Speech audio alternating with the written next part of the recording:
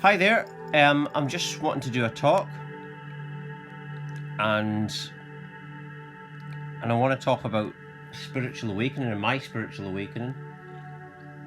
More important than anything else,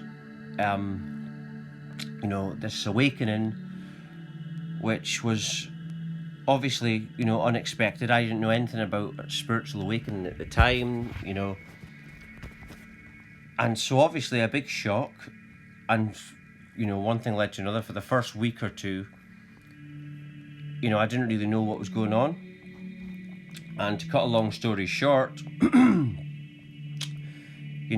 thing led to another, like I say, and I started doing research on the internet, finding what I was going through, and then I found out all the symptoms, and it was called a spiritual awakening. And this happened at the age of 24. I'm now 32 now, but obviously, if you have an experience like this, what happens is,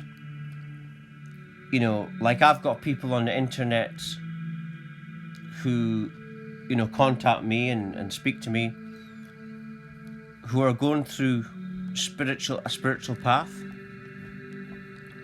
But I've even seen some people have conversations, like some people say that they're openly say that they're a little bit like jealous of this path, but there's no need to be jealous, because I am you see. And that's why jealousy will go away once you start to look at everything as you, because jealousy and those kind of emotions come when we think that we're better. But once you realize that you are all as you in one, you realize there's no separation. So therefore, if there's no separation, then what is the me? The me is merely just a personality shaped by the external things, but it's not really the real self. When you wake up, you start realizing this, and this is what happened to me when I had this unexpected awakening. You start to think, who am I? If the person before wasn't real me, the programmed me, then who is the self? And then you dig deeper. You start to think everything must come from nothing at some stage. And then you realize that you don't actually really exist. Because everything must have a start point of nothing. Meaning it can only ever be nothing then. You can't have a something from nothing, really. But it can be a dream, maybe. That's the best you can hope for, if it's non-existent. But regarding, jealousy or insecurity, those emotions die away, because when you wake up, your ego starts dying away.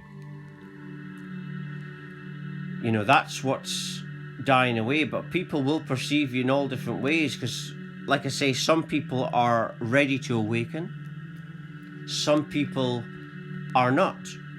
Some people are very much in their egos, and they really do see separation and competition.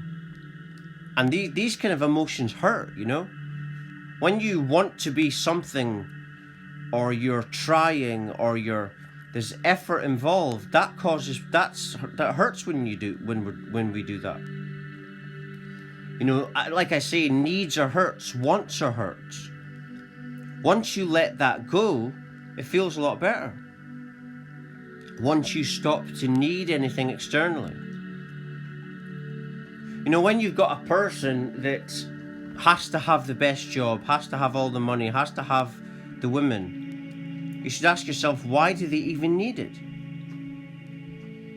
If they were truly happy, they wouldn't have any desire for that.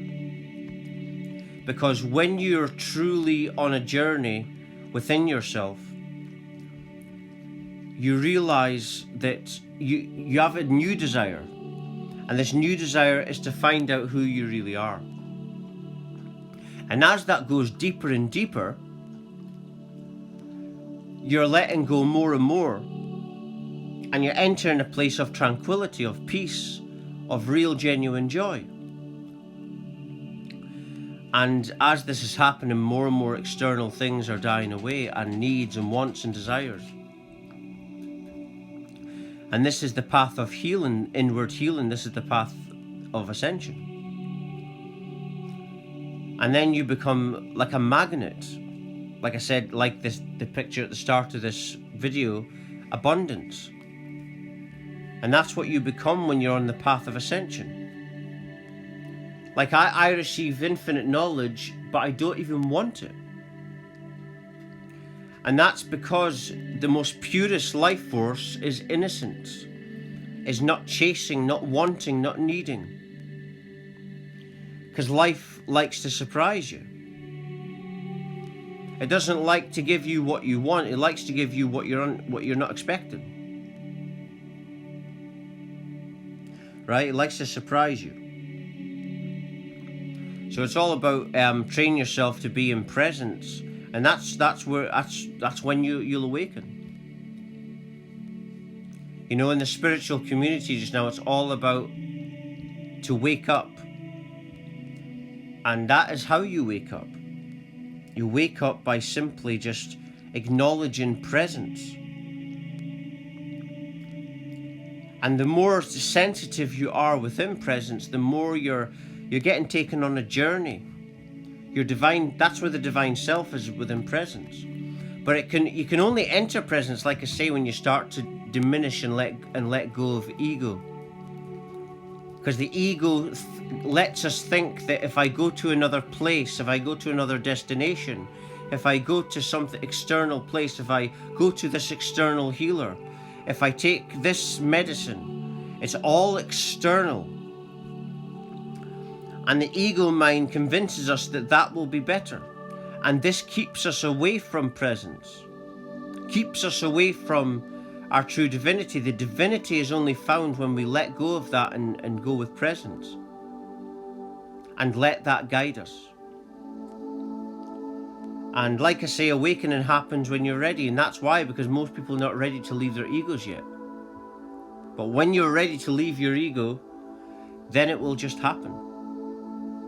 It all happens in a perfect divine moment. And like when I end this video, you know, a lot of times I say that, and I'm going to end it now. And everything does happen in a perfect divine time moment, because you are the one. Everything comes from nothingness, meaning you are the divine. You are the infinity. You are God. God is not separate from you. God is you. But anyway, I'm just going to end it there. And if you're watching, you're meant to watch it. Everything falls to divine order. Everything is perfectly organized. Thank you very much for watching. Thank you.